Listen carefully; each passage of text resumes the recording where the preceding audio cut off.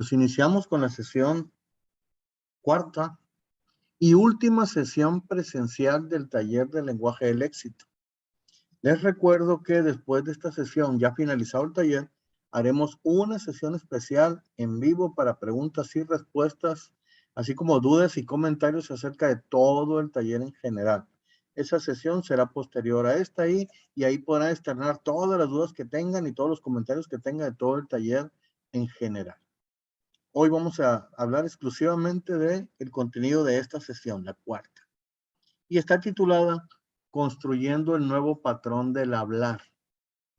El objetivo de la sesión es mostrarles cuál es la forma de construir un nuevo patrón de lenguaje en su hablar cotidiano.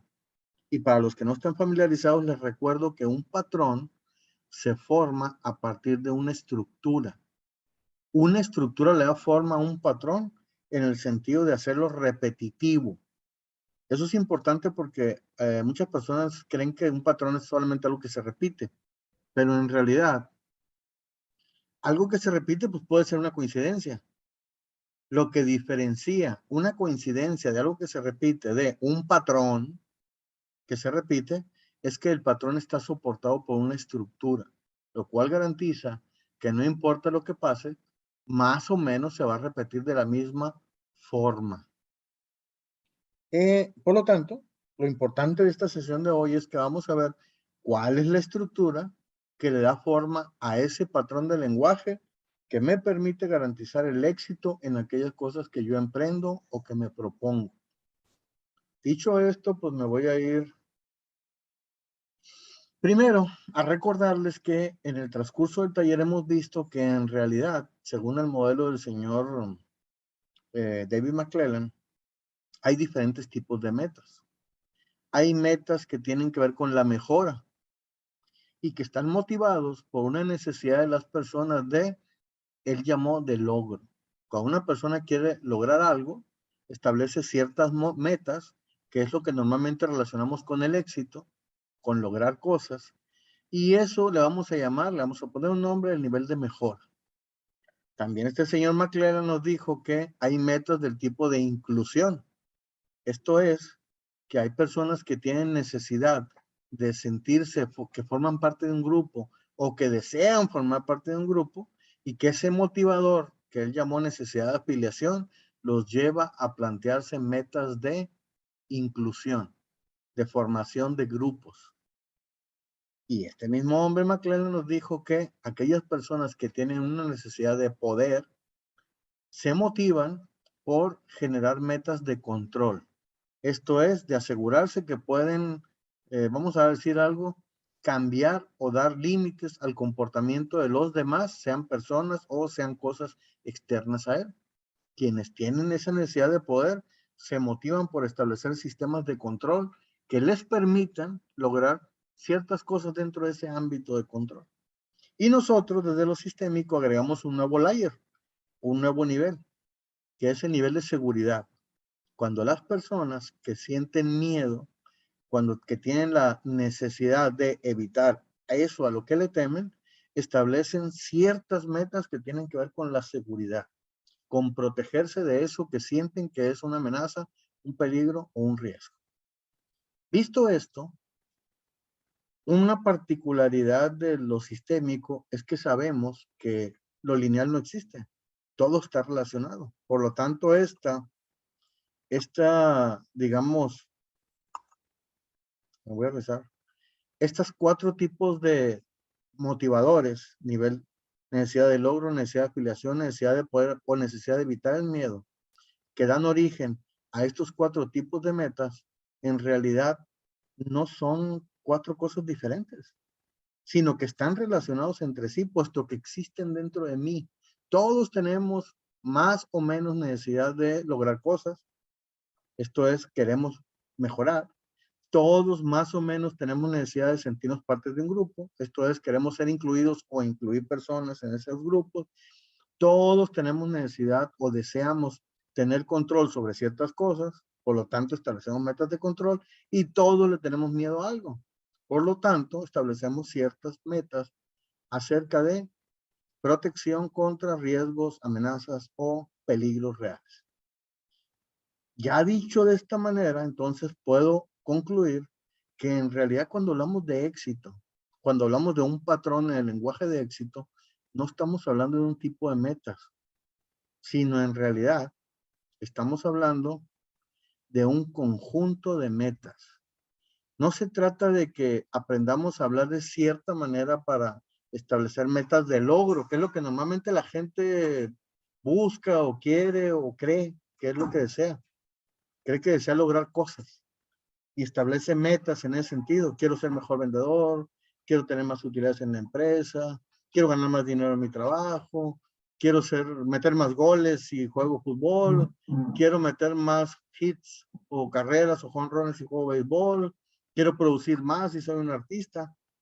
No se trata nada más de esto, sino que en realidad se trata de un conjunto, de un sistema. Mientras no lo vea así, no voy a entender que solamente hablar de esto es poco probable que me permita lograr aquello que quiero desde la perspectiva del lenguaje, desde la perspectiva de cómo ordeno mis pensamientos. Porque les recuerdo que en realidad lograr lo que yo quiero en la vida significa que tengo que actuar de cierta manera para llegar al resultado que deseo. Y para ello tengo que actuar, tengo que hacer cosas, no solamente basta con hablarlas. Y en ese hacer cosas se involucran tres factores. La mente, que es el pensamiento, que es lo que estamos trabajando ahorita. Estamos viendo cómo ordenar esos pensamientos a partir del lenguaje. La emoción, que quienes tomaron el taller de prosperidad saben que ahí trabajamos mucho las emociones, cómo desatorarlas o desembrollarlas. Y por último, la corporalidad, cómo el cuerpo me responde ante esos pensamientos y esa emoción que anda buscando lograr ciertas cosas. Dado que es un conjunto, tengo que tomar en cuenta que solamente una visión de ese conjunto no es suficiente. En este caso particular, solamente una visión del logro no va a ser suficiente. Y vamos a ver por qué. A ver, ¿qué pasaría si yo solamente me dedico a identificar o definir o construir metas que tienen que ver con lograr algo que desde el punto de vista del logro tiene que ser valioso? Un predictor de éxito de una meta de logro es que esta meta sea valiosa para mí. Si esa meta no tiene valor para mí, va a ser un predictor de fracaso. Y vamos a suponer que alguien realmente define algo valioso para sí y no toma en cuenta a qué personas va a incluir en esa meta. Que para otras personas también sea valioso eso. Pues lo que va a ocurrir es que se va a quedar solo. Tan simple como eso. Si una persona por ganar más se va a trabajar a otro país, que aquí pasa mucho, gente que se va a Estados Unidos y deja a su familia aquí, porque allá ganan más dinero, que consideran algo valioso, lo más probable es que se quede sin familia. Es lo más probable, se va a quedar solo. Ahora, si yo establezco metas que son valiosas para mí y establezco para quién más son valiosos y me aseguro de incluirlas, esto es, incluyo esto, pero no tomo en cuenta cómo le hago para controlar que esa meta no se desborde o que realmente estoy incluyendo al suficiente número de personas que son importantes para mí. Esto es, no establezco metas de control. Lo que va a ocurrir es que probablemente el esfuerzo, la energía o el tiempo necesarios para cumplir con esa meta de logro y para incluir ese número de personas se me va a desbordar. ¿Qué significa eso? Muy sencillo. Vamos a suponer que esa misma persona que se fue a Estados Unidos y que llegó a la conclusión que tenía que llevarse a su familia, no tomó en cuenta que hay costos, hay trámites, hay una serie de acciones que tiene que realizar para poder llevar a esa familia hacia allá o para él regresar hacia acá, y probablemente esos costos se le van a desbordar, no va a poder enfrentarlos. Y quizá logre llevarse a alguno de los miembros de su familia, pero no a todos. Y entonces, ¿qué va a pasar? Pues se va a romper la burbuja, va a tronar en medio, se va a ver desbordado por un conjunto de problemas, de situaciones que no puede solucionar y que van a hacer que esa meta que aparentemente sí era posible lograrla, pues va a tronar. Y por último, si aún que yo tome en cuenta estas metas de control, no tomo en cuenta que hay cosas que pueden salir mal, que hay cosas a las que yo le tengo miedo, que hay situaciones que dependen del azar, si no las tomo en cuenta y ocurren, pues lo que va a ocurrir es que no voy a poder enfrentarlas. Voy a ver quién tiene el teléfono.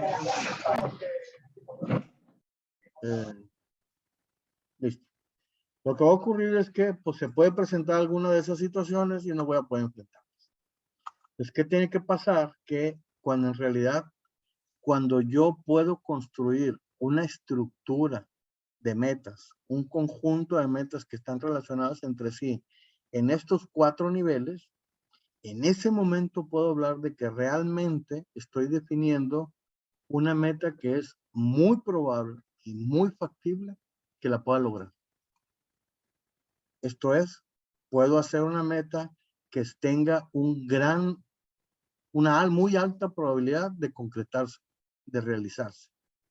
Ahora vamos a explicar en particular cada uno de estos para que les quede claro cómo se construyen y en qué consiste definir esas metas. Y solo por empezar en alguna de ellas voy a empezar con las metas de logro. Y digo solo por empezar porque este taller se llama Lenguaje del Éxito. Por lo tanto, iniciamos hablando de este tipo de metas, pero ahora vemos que todas son importantes. No es en realidad que alguna sea más importante que otra. Los 4 tipos de metas son igualmente importantes si quiero estar seguro realmente de que quiero lograr eso que me propuse. Ahora, ¿qué significa definir una meta de logros? Y vamos a empezar por ella. Lo mismo que vimos en la primera sesión del taller. Preguntarme qué quiero lograr en cuanto a metas, deseos u objetivos que sean valiosos para mí. ¿Cómo me aseguro que sean valiosos para mí? Porque aquí la pregunta pareciera obvia porque aparentemente todos sabemos lo que queremos lograr, pero en realidad puede ser una ilusión. ¿Cómo sabemos que no es una ilusión? Cuando me aseguro que esas metas no se construyen desde el espacio de los problemas, sino que se construyen desde el espacio de las soluciones. Cuando me aseguro de que eso es, entonces sí puedo asegurar que es algo valioso lo que estoy definiendo. ¿Qué significaría eso? Por ejemplo, alguien que diga, es que quiero ganar más dinero. Y a la pregunta, ¿por qué quieres ganar más dinero? ¿O para qué quieres ganar más dinero? Si responde, es que no me alcanza con lo que gano, pues está hablando desde acá. Probablemente no sea la razón correcta. Está desde el espacio de los problemas. Esa meta en realidad no es valiosa para esa persona. Ahora, si dijera, quiero ganar más dinero porque eso me va a permitir que yo o mis hijos o mi familia podamos prepararnos mejor para que en el futuro yo o mis hijos o mi familia podamos tener un mejor trabajo o un negocio que después me permita ganar todavía más dinero, probablemente está hablando desde acá, desde la mejora no de los resultados actuales, sino de los futuros. Cuando me dedico no solamente a resolver los problemas del día de hoy, sino a que cada vez sea mejor y más fácil la forma en que puedo resolver esas necesidades que quiero. Cuando puedo darle esta forma a mí, voy a decirlo así, a la forma en que yo hablo, cuando puedo darle ese contenido, probablemente estoy hablando algo valioso y probablemente le estoy dando un enfoque que es un predictor del éxito. Eso es lo que tiene que ver con las metas de logro. Y vuelvo a repetir, estamos iniciando por estas metas. Las estamos poniendo como la primera, no porque sea la más importante, sino porque normalmente por ahí empezamos. Empezamos a plantearnos cosas que quiero cambiar, cosas que no me gustan. Pues solamente por eso tomamos esta puerta. Ahora, Si ya sé qué es lo que quiero cambiar, qué es lo que no me gusta, qué es algo que considero valioso para cambiar eso que está frente a mí, la segunda cosa que tengo que revisar es quiénes están incluidos en esa historia, en la historia de ese logro. ¿Quiénes van a ser los beneficiarios? ¿Quiénes me van a ayudar? ¿Quiénes tienen que soportarme en el proceso de que yo logre eso que quiero? Y cuando me empiezo a preguntar eso, si ustedes me empiezan a decir qué es lo que les falta, o qué es lo que no tienen, o quién los detiene, o quién se opone, o quién está enojado, lo más probable es que estén hablando desde aquí, desde el espacio de los problemas. Y eso los va a llevar a este enfoque, a un enfoque de exclusión. ¿Cómo sé que una persona no está tomando en cuenta esto? Muy sencillo, porque siente vacío.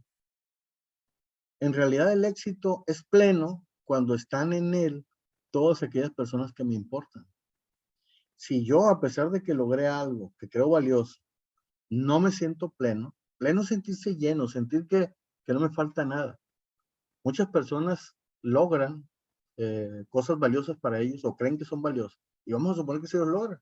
Tener dinero, tener fama, prestigio. Pero aún así se sienten vacíos. Aún así sienten que algo les falta. ¿Qué es lo que le está faltando? ¿Alguien? ¿Alguna persona? Ojo, alguna persona querida, ¿eh? No es que les falte Pedro Infante, ni Lola Beltrán, ni Will Smith, ni artistas, no es eso. Son personas que realmente son importantes en tu vida. Y normalmente tienen que ver con tu círculo, tu primer círculo. Para los que no han tomado talleres, les recuerdo que desde lo sistémico hay círculos. El más cercano es mi familia de origen, papá, mamá, hermanos. Luego sigue el círculo de la familia creada, pareja, mis hijos. Es el segundo de la mente. Luego están los amigos, los buenos amigos, los reales amigos. Y luego los parientes más, vamos a decir, tercer grado, primos, tíos, etcétera. Y luego los que son conocidos, no amigos, etcétera. Ese círculo se va haciendo cada vez más grande. Y entre más cercano a mí esté ese círculo, es más probable que esas personas tienen que tener un rol o un papel en la historia de ese logro.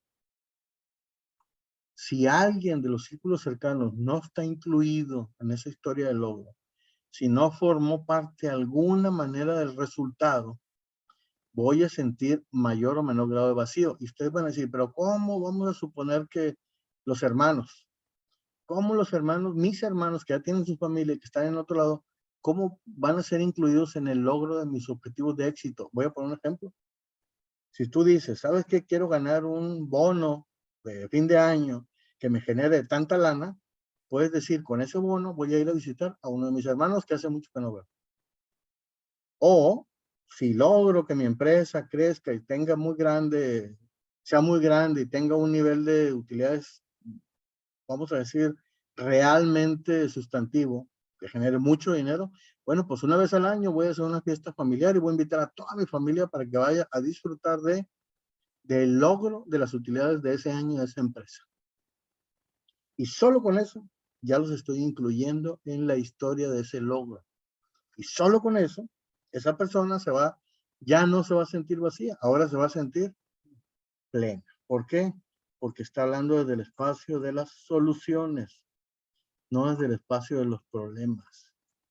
Y si las metas del logro, el espacio de las soluciones era cómo hago para crear valor en el espacio, en estas metas vamos a decir así, de afiliación, de grupo, el espacio de las soluciones es cómo hago para mejorar la membresía de ese grupo, cómo hago para mejorar la afiliación de ese grupo.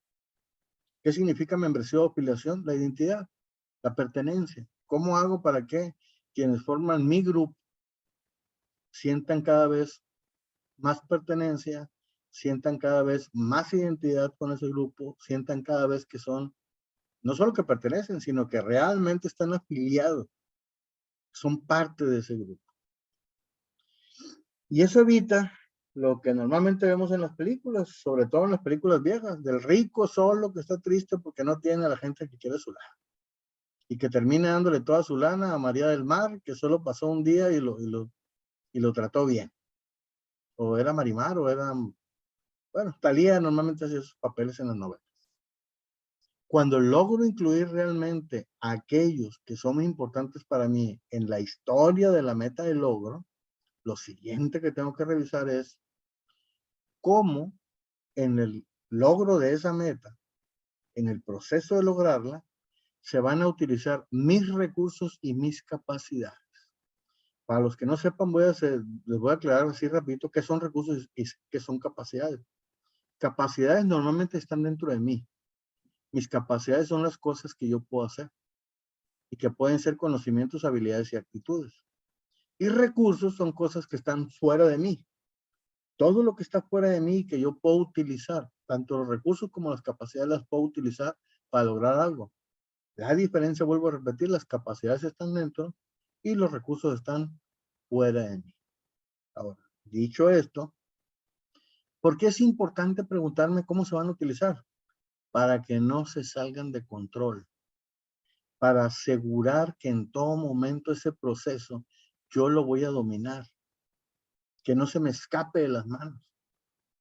Y aquí hay tres aspectos que son fundamentales. Primero, el locus de control. ¿Qué significa locus? Una palabra de la psicología que significa quién crees que es responsable de lo que va a pasar. Y siempre que ustedes a esa pregunta digan, es que para lograr mi meta, la responsabilidad está fuera de mí, ahí ya valió. ¿Por qué? Porque la respuesta a esa pregunta, entre más sea el único responsable para que eso suceda soy yo, es más probable que eso se cumpla. Puesto que si el responsable verdadero de que eso se cumpla es otro y no yo, entonces dependo de ese otro para que se cumpla. Y es menos probable que realmente se haga lo que yo quiero que se haga. Pues cuando defino las metas, tengo que asegurarme que el locus está en mí, al menos hasta donde se pueda. Porque siempre voy a ocupar el apoyo de otras personas, siempre voy a ocupar de herramientas que no están, siempre voy a ocupar de algo externo, pero al tenerlo claro que tengo que tener... Mudo. ¿Perdón? ¿Sí se escucha? Ya se escucha, profe, pero se cortó. Ok. Puedo checar si alguien está viendo Netflix. Bueno, vuelvo entonces a repetir vuelvo a repetir. Tengo que checar qué requerimientos hay de lo externo y de lo interno. Porque entre más cosas externas se requieran para lograr eso que quiero, tengo que verificar que tengo las herramientas de control sobre ello. Primera. Y segundo, lo interno. Tengo que verificar si mis capacidades son suficientes para cumplir eso que yo definí. Si no tengo claro los requerimientos, lo más probable es que se salgan de control. En algún punto, eso externo no va a llegar cuando se requiere y en algún punto eso interno va a exceder mis capacidades. Y si no lo tengo claro, no puedo establecer límites, que es lo tercero, lo importante. ¿Cuáles son los límites aceptables para eso que quiero lograr? Y si esos límites están dentro de mi, vamos a decir así, de lo que yo considero justo, digno y conveniente. Y voy a hacer un ejemplo muy tonto, pero muy real. Si para poder ganar, y digo muy tonto, pero real, porque esto que les voy a decir es real. Si una persona dice, para poder llegar a mi ingreso, a que yo quiero ganar, tengo que tener 3 trabajos, y apenitas estoy al límite de lo que quiero lograr de ingresos, pues eso no es sustentable, no es sostenible en el tiempo. Va a ser muy frágil el trabajo de esa persona. Y les digo que es real porque me llegó una persona así, que para poder ganar el dinero que quería ganar, tenía 3 trabajos en 3 lugares diferentes que lo hacían dormir. No recuerdo si 6 o 8 horas cada 48 horas. O sea, cada 48 horas podía dormir 6 o 8 horas. Y solamente podía descansar 4 horas en la tarde del sábado. Y andaba buscando un trabajito extra en esas 4 horas para ganar un ingreso extra. Y obviamente esos límites de ese esfuerzo son insostenibles. A eso le llamamos fragilidad. Un predictor del fracaso del control es que sea muy frágil lo que estás proponiendo, lo que estás definiendo, lo que quieres lograr. Y eso implica que estás aquí, en el espacio de los problemas. ¿Qué significa frágil? Que es muy fácil que se rompa. Cuando tú estableces realmente metas de control adecuadas, haces que sea sostenible el proceso de cumplir tus metas. Y eso significa que tu rango de control, tanto el actual como el futuro, está dentro de lo que tú consideras justo, digno y conveniente. Está dentro de lo que puedes hacer, de lo que normalmente puedes y tienes capacidad de hacer. Y por último, además del control, necesito tener claro los riesgos, las amenazas o el azar. Cuando no tomo en cuenta esto, mis metas, el éxito que yo me propongo lograr, aquello que deseo, se convierte en algo muy riesgoso. ¿Por qué? Porque en cualquier momento puede aparecer algo que pues dé al traste con ello. Cuando realmente tomo en cuenta qué actividades de prevención, de protección o de cobertura debo realizar durante el proceso de lograr esa meta, entonces me estoy asegurando que la gestión de riesgos se produce desde el espacio de las soluciones y eso hace que el cumplimiento de mi meta sea un proceso seguro. Voy a hacer el menos hincapié en esto porque es la parte, no es la menos importante, pero sí es la que implica un poquito más de análisis y ahorita vamos a ver por qué. Desde esta perspectiva, entonces, estamos hablando de una estructura, un conjunto de metas. Siempre que yo quiero lograr algo, significa que, además de eso que quiero lograr, que tiene que ser valioso para mí, necesito saber quiénes van a estar incluidos en la definición de esa meta, para que sea pleno para mí. Y luego tengo que establecer metas de control que me aseguren que el proceso va a ser sostenible en el tiempo. Y por último, metas de seguridad para asegurarme que ese proceso va a ser seguro para mí y no riesgoso. Hasta aquí voy a abrir los micrófonos para preguntas y les voy a pedir que cada uno, cuando quiera preguntar, abra su micrófono y cuando termine lo cierre para que el ruido no interrumpa a los demás. ¿Alguien desea preguntar algo?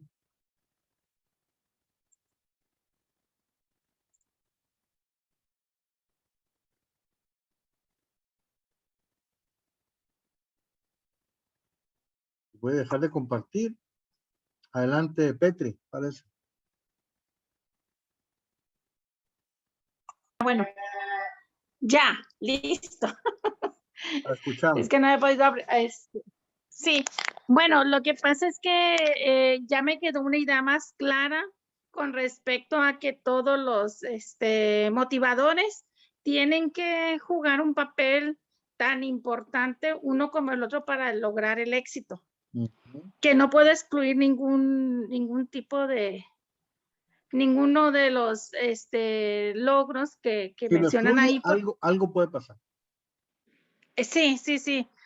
No lo tenía claro y ya me quedó la idea bien definida acerca de que no pueden estar aislados ninguno del otro para poder lograr el éxito. Y allí en ese momento es cuando pues queda más claro el taller con respecto al lenguaje del éxito. Todo es importante. Perdón, en unos minutos más vamos a ver qué contenido lleva, cómo es, cómo lo arma. Bueno, ¿alguna pregunta? ¿Alguien más?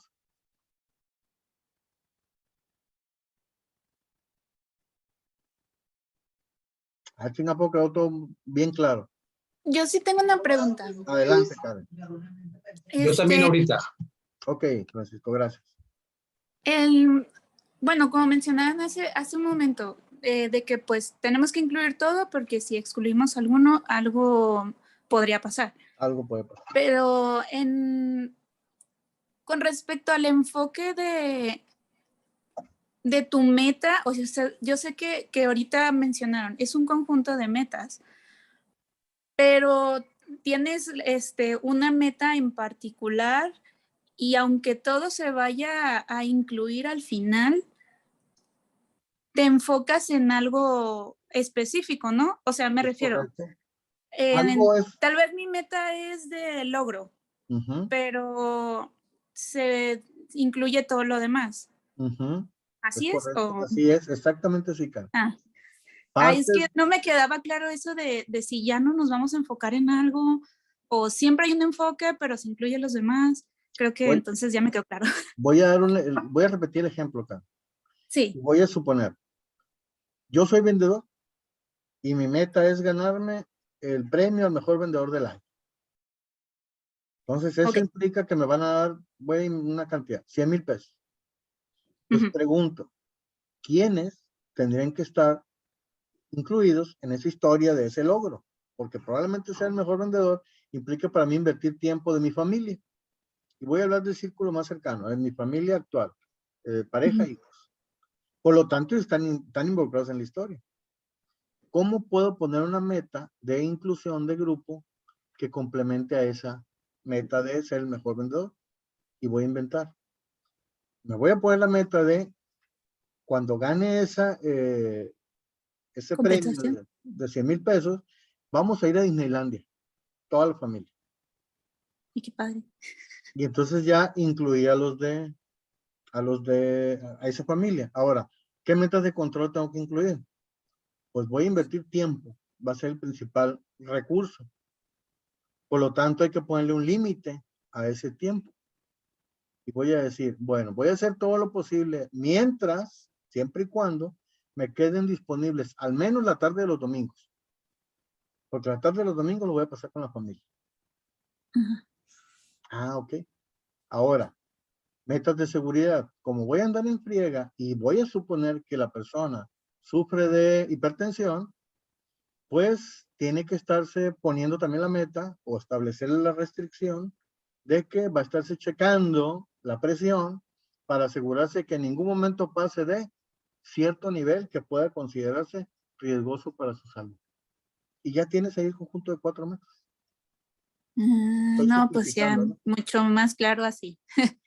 Creo que este ejemplo me quedó súper claro ya, entonces. Ok. Muchas gracias. Francisco. Sí, voy a tratar de hablar rápido porque hay un poco de ruido acá donde estoy. Se estaba un poco relacionado con lo que acabas de mencionar, el círculo ese de la inclusión para los logros, de incluir familia, familiares, amigos, primos. Mi pregunta iba relacionada justamente sobre eso, si tenían que ser todos o los más cercanos. Repito primera. Okay. Voy a repetir mis palabras. ¿Quiénes están involucrados en la historia? Y retomo este ejemplo y digo, si quiero ser el mejor vendedor, los involucrados son mi familia actual. ¿Por qué? Porque para ser el mejor vendedor voy a pasar más tiempo fuera de casa. Ahora, ¿cómo se incluye? ¿Cómo sería más grande el círculo? Es que no quiero ser el mejor vendedor. Quiero abrir un negocio, quiero vender birria. Voy a poner un negocito de birria. Entonces, ¿quiénes me van a comprar el negocito de birria? Pues probablemente mis amigos y mis parientes cercanos sean los que me compren al inicio la birria. Por lo tanto, tengo que hacer algo para ellos porque están en la historia. Ejemplo, pues cuando los inaugure, voy a invitar a mis amigos y a mis parientes. Y si el negocio cumple 1 año de aniversario, voy a hacer una fiesta grande para mis amigos y mis parientes. Porque están involucrados en la historia al comprarme mi negocito de birria. Ahora, entre más grande sea mi negocio, más grande es el ejemplo. Hay en Culiacán un negocio que se llama Cerdi, que hace el Día del Herrero, hace un fiestononón, hasta lleva grupos musicales para todos los herreros, albañiles y todas las personas del negocio de la construcción en Culiacán. Le compren o no le compren. Todo el que de alguna manera diga que pertenece al gremio de la construcción, puede ir a esa fiesta. Porque para ese negocio, en su nivel de operación, todas esas personas son importantes en el éxito, en el cumplimiento de sus metas. ¿Quedó claro, Francisco? Entonces, vuelvo a repetir mis palabras. Sí, muy claro, gracias.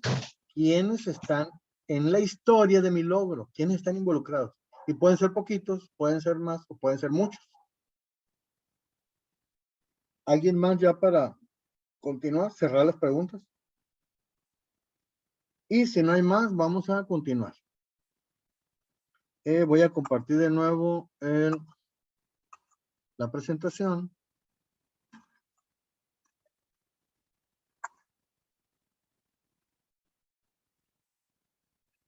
Y nos quedamos aquí.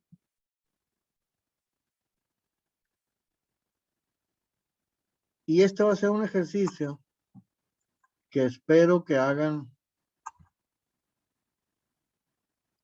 de tarea. Y que tiene que ver con eso con ese proceso de cómo construyo la meta. Y cuando lo primero que tengo que hacer es cómo construyo la meta de éxito reflexionando. La pregunta es, ¿qué quiero lograr que sea valioso para mí? Siempre y cuando eso, ya vimos los predictores de éxito, sea algo preciso, que implique tiempo, lugar, sea concreto, se refiera al presente o al futuro, si es estratégico, y sea medible. Eso se hace pensando. Por eso estamos trabajando el lenguaje, porque a través del lenguaje podemos interactuar con el pensamiento. Aquí estamos trabajando la mente, la cabeza, el pensamiento. A través del proceso de reflexión necesito encontrar qué quiero lograr. Y les recuerdo que vimos en una sesión anterior que la pregunta clave es, cuando qué quiero lograr es, ¿qué quiero cambiar que ahorita no me gusta? Y esa respuesta se encuentra en la mente, no en otro lugar. Es en la mente donde la encuentro.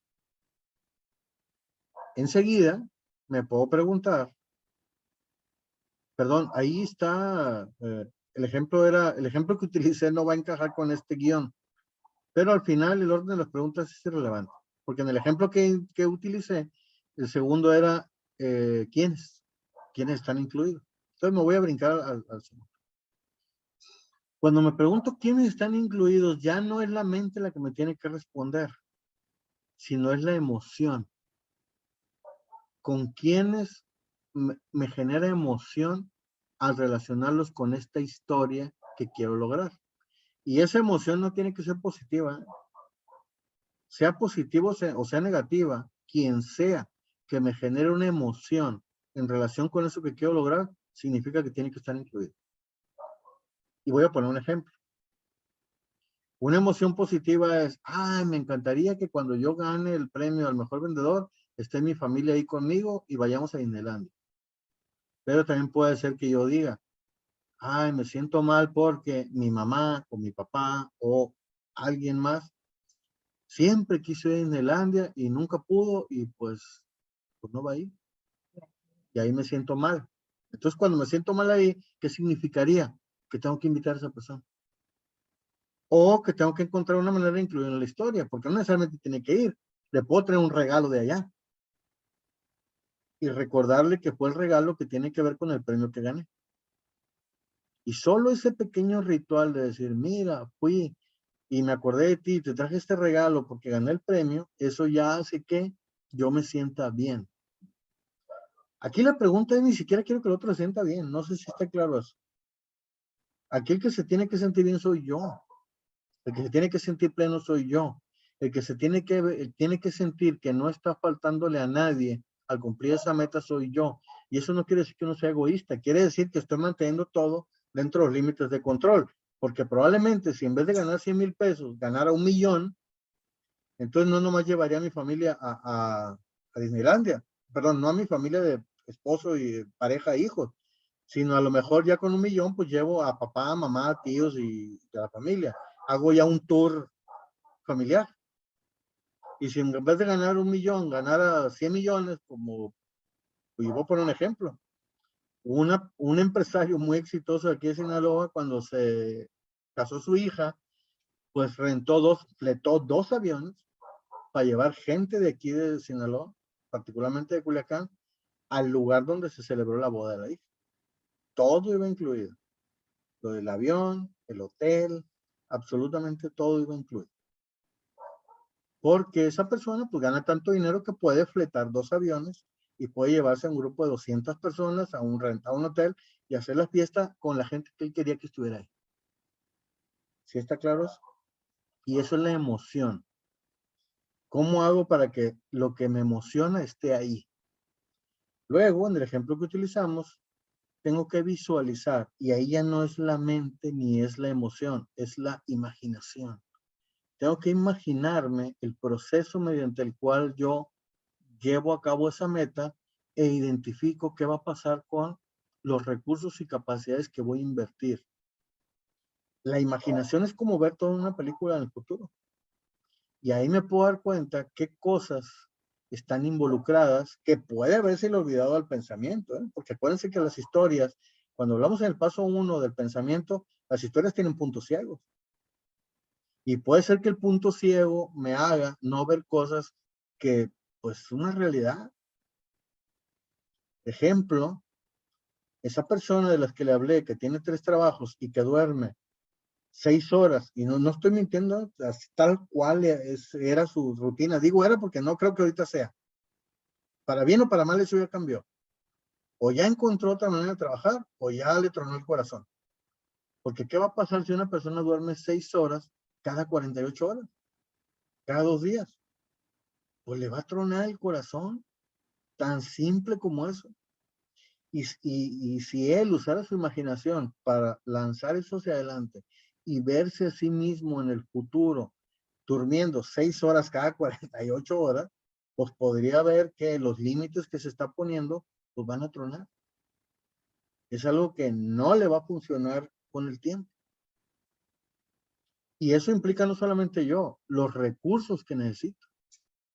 Si yo lanzo la imaginación hacia adelante y veo qué va a ocurrir, algo tan simple que crean que ocurre en los negocios, es pensar y decir, a ver, yo tengo un restaurante que tiene 10 mesas. Si yo pongo una promoción para doblar el número de comensales que llegan en mi restaurante, y ahorita normalmente la utilización de mis mesas es del 60%, y la promoción que hago, voy a suponer que es poner un 50% de descuento, me dicen que va a doblar el número de clientes, ¿qué va a pasar? Pues no van a caber los clientes en el restaurante, tan simple como eso. El número de mesas no alcanza para que se doble el número de clientes, porque el doble del 60 son 120. Significa que 2 de cada 10 clientes no podrían, aunque lleguen, no van a poder entrar. No va a haber mesa para ellos. Y ya desde ese momento empiezo a ver que los mecanismos de control que debo de usar no están bien definidos. Necesito definirlos bien, claramente. Y por último, que es la parte más sistémica, que es el cuerpo. ¿Cómo sé a qué le tengo miedo o cuáles son los riesgos o peligros que enfrento? Sintiendo el cuerpo. Muchas veces quienes han ido a las pláticas o talleres que damos, hacemos el ejercicio de siente tu cuerpo. Siente tu cuerpo, identifica qué estás sintiendo con respecto a eso que quieres lograr y se siente cuando percibo un riesgo, una amenaza o un peligro o el azar. Y cuando soy capaz de sentirlo, soy capaz de definirlo. Y eso me da una perspectiva acerca de qué cosas tengo que tomar en cuenta para garantizar y asegurarme que eso, ante lo cual siento miedo, también lo estoy tomando en cuenta. Y entonces puedo tomar una cobertura, puedo asegurarme o puedo prevenir cosas que podrían ocurrir. Y este ejercicio les voy a pedir que de tarea lo hagan con respecto a las metas o una meta en particular que ustedes deseen cumplir. Y que lo que hicieron lo comentemos en la sesión posterior, la última del taller, que es extra a las sesiones, que exclusivamente es para dudas y comentarios. Y antes de cerrar el taller, quiero aclararles que más allá del lenguaje, hay otros factores que también son importantes y que están directamente relacionados con el cumplimiento de la meta. Y les voy a recordar que en las primeras sesiones dijimos que cumplir una meta es llegar a un resultado. Eso en inglés se le llama performance. Y es un tema que está de moda ahorita en todas las empresas. Cómo mejorar el performance, cómo mejorar el desempeño, cómo mejorar el resultado de lo que sea que la empresa haga y de lo que sea que una persona haga. Y esto tiene que ver con 3 cosas. Ahorita estamos trabajando con la estructura, que es el lenguaje. ¿Cómo estructuramos lo que hacemos a través del lenguaje y del pensamiento para hacerlo de la mejor manera posible? Para que sea lo más probable que realmente lo puedo cumplir. Esa es la historia que nos contamos. ¿Cómo la contamos? Ahora, ahí no termina la tarea, porque cuando yo llego a la empresa o llego al lugar o llego a eso donde quiero cumplir la meta, me encuentro con un contexto. Eso es un escenario. Literalmente, como es una historia, esa historia corre en algún lugar. Ese escenario tiene que ver con la emoción. Yo puedo contarme muy bien la historia, pero al llegar al contexto, puede ser que me gane la emoción.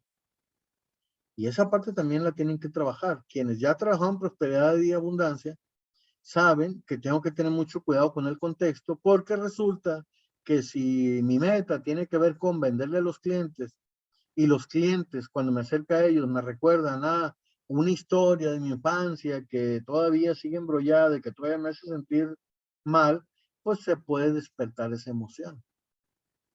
Aún cuando esté bien estructurado, el contexto puede ser tan fuerte que venza al lenguaje. Eso tienen que tenerlo claro. Y eso tiene que ver con la carga emocional del contexto.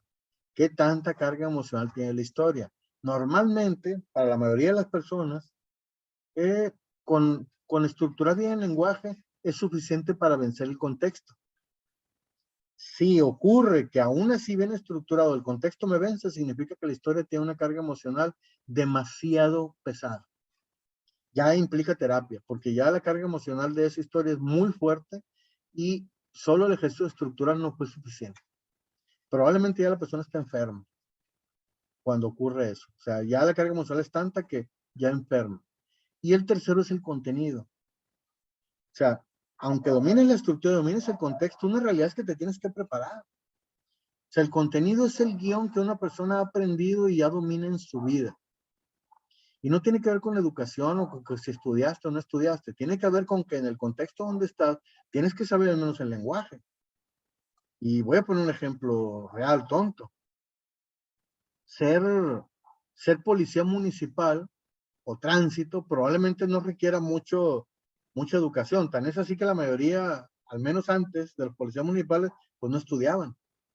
Ahora ya hay un esfuerzo por mejorar su nivel de estudios, pero no ese es el tema. El tema es que, aunque no estudiaban, pues al menos tenían que conocer las claves, del nombre de los delitos, el nombre de los lugares, el cómo referirse a sus compañeros o cómo referirse a otras personas. Hay un contenido y un lenguaje que es necesario aprender y dominar. Porque si no lo aprendes, si no lo dominas, claramente no formas parte de esa historia. Muchas veces, aunque cambiamos la estructura y dominamos el contexto, me pongo metas que implican un cambio en el contenido. Y voy a dar un ejemplo tonto, pero real. Si yo quiero ser un excelente vendedor de bienes raíces en Mazatlán, probablemente es un hecho que ahora tenga que aprender inglés. Si toda mi vida he sido un vendedor de bienes raíces que solo habla español y me ha funcionado, pues probablemente dar el salto actualmente en Mazatlán. Ya no hablo de Cancún y de Puerto Escondido, Oaxaca, ahí es un hecho que ya ahorita un vendedor de bienes raíces que no habla inglés, y voy a ir más allá, a lo mejor italiano o japonés o chino, allá no la hacen. Probablemente aquí implicar un cambio, una mejora en mis ventas, implica aprender inglés. Esto es, implica mejorar la calidad de mi contenido, de lo que le pongo yo al habla, del guión que yo utilizo. ¿Por qué? Porque en ese contexto nuevo en el que me voy a enfrentar con compradores, y ni siquiera voy a hablar de gringos, no es lo mismo vender departamentos de Infonavit a personas que ganan 3 salarios mínimos que pretender vender condominios que cuestan 10, 15 o 20 millones de pesos a personas que tienen un nivel de vida muy sofisticado, muy glamoroso. Implica que yo tengo que dominar un contenido, un guión diferente. No voy a decir de una mejor calidad, voy a decir diferente, que implica el uso de otras palabras, que implica el uso de otras frases, que implica el uso de mejores historias. Eso sí, mejores historias. No porque las personas que tengan dinero sean mejores que las que no tienen, sino porque una mejor historia para poder llegarle a esas personas. Con las historias viejas, con lo que yo usaba, probablemente no voy a poder llegar a ellos. Y no es el mismo contenido para venderle a esas personas que vienen de México a personas que vienen de Monterrey. El contenido que usan sus guiones, la forma de tratar, la forma de negociar, la forma de acercarme a ellos es diferente. Entonces, estas tres cosas las tengo que tomar muy en cuenta cuando quiero lograr una meta. No solamente es trabajar con la estructura del lenguaje, sino también tengo que tener claro que el contexto es importante y el contenido del lenguaje es importante. No se me debe olvidar. Esto escapa al enfoque del taller, pero no lo deben de olvidar. También tengo que tener en cuenta el contexto y también tengo que... Se fue el audio. Se fue el audio. Voy a admitir a Sergio otra vez. Me quedé en que, ya para cerrar el taller. Estabas hablando del contenido, ya para finalizar. Ok. Pues en realidad otra vez, repito lo mismo. Si no estructuro y además tengo en cuenta el contexto al que me voy a enfrentar con esta historia que estoy estructurando del lenguaje y no tengo claro cuál es el contenido que voy a cargar en esa estructura, pues probablemente mi actuación, el desempeño, tampoco sea el adecuado, porque hablamos de que el lenguaje es un predictor del éxito. No es que sea el único factor de éxito.